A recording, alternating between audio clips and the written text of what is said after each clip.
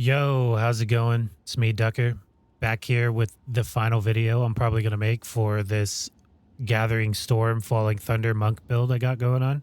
Made a decent amount of changes, so I'm going to go through that a little bit here and then run through level 15 boss map. So first I'm going to start with gear. Nothing too important here other than just making sure you're stacking as much elemental damage as you can on top of as many pieces as you can. The only unique I'm using right now is Choir of the Storm. For the crits, ignoring lightning resistance, the lightning bolt is kind of extra.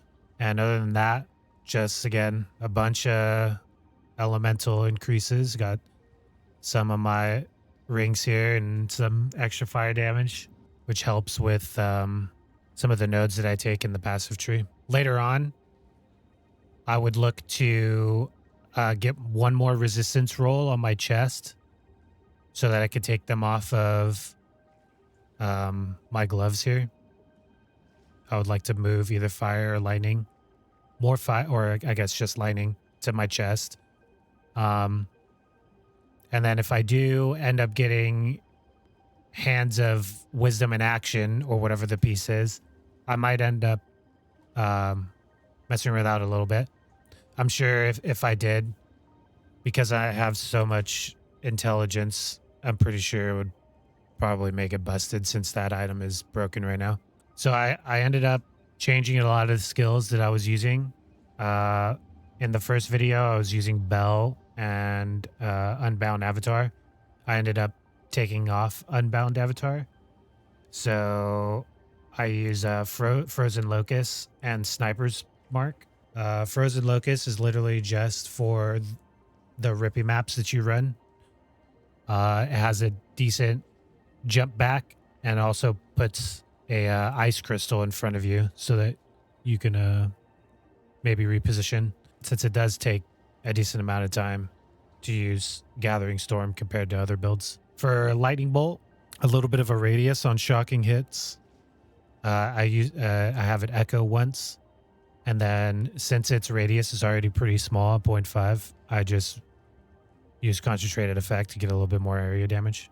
For Gathering Storm, I'm using Lightning Exposure now. Still using Wind of Opportunity. Momentum for extra 40% after 2 meters. And then Magnify the Effect to get as many people with the Lightning Exposure. Falling Thunder, still using Super Critical, Inevitable Critical. Primal Armament for the elemental damage, and then Perpetual Charge.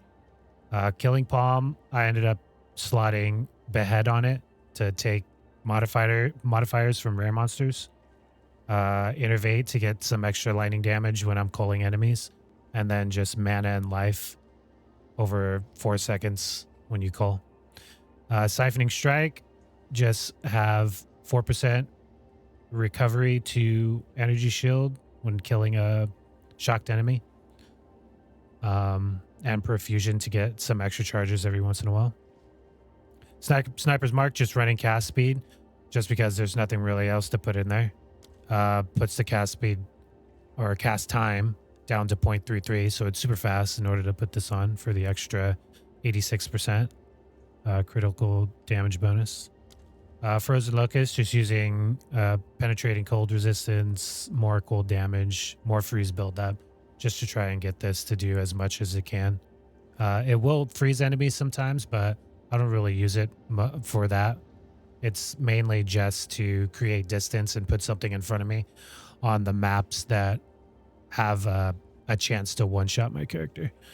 And then other than that, since I redid my passive or my ascendancy a little bit. I have 110 spirit because of the evasion rating and energy shield on my armor. So I'm just running Grim Feast, Wind Dancer, and Herald of Thunder, which is self-explanatory.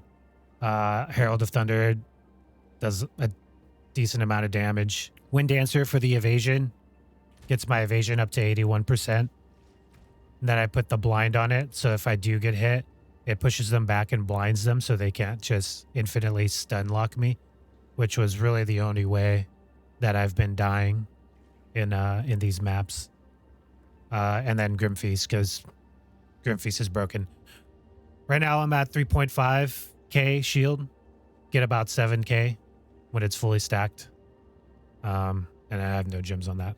So yeah, moving on to the skill tree. Again, I took off Unbound Avatar just to really get as much use out of it. The 40% was nice, but it just takes too long to like build up. Since I'm not a normal attack speed character. So I don't do as many hits as an attack speed character would, so I just don't get as much value off of this. Still running I Am the Blizzard and I Am the Thunder with the magnitude on it. And then I went down through Lead Me Through Grace, which is how I'm getting all of the spirit in order to run these 3 spirit generators. The biggest nodes that you want to kind of look for in order to emulate this build is all of the power charge nodes. So I have a 5% chance to get maximum charges. The 2 here, another one here with an increased critical damage bonus if you've gained a power charge recently. And then one with the storm, which quarterstaff skills that consume power charges count as consuming an additional one. Other than that, I just went kind of down the normal pathways here, getting crit damage bonus as much as I can throughout these nodes and critical strike. And then these echoing nodes here. I have a little bit of fire on my stuff, so I think I'm igniting enemies, but